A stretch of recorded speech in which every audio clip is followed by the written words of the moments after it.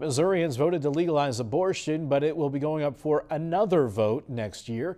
WGEM Missouri Capitol Bureau reporter Hannah Falcon has a closer look at what they want to do in Jefferson City.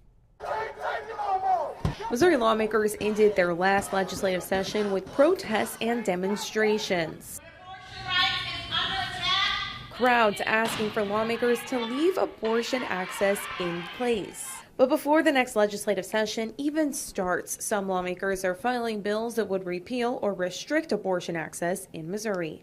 I am a pro-life legislator. I represent a pro-life district. The majority of Missourians are pro-life. Cape Fear Republican Senator Brad Hudson has filed a bill preventing ambulances from taking people to abortion providers. The goal, he says, is to prevent tax dollars from going toward an abortion. It is our responsibility to make sure that we spend those dollars in a way that reflects the values of our citizens.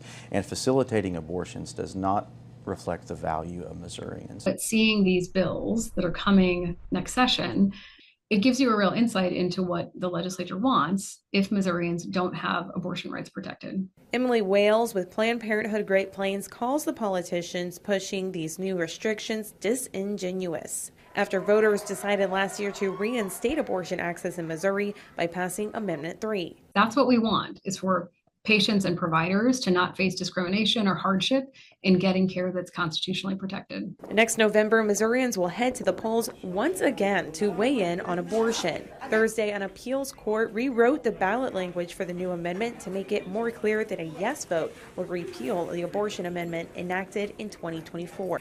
Reporting in Jefferson City, I'm Hannah Falcon, WGEM News.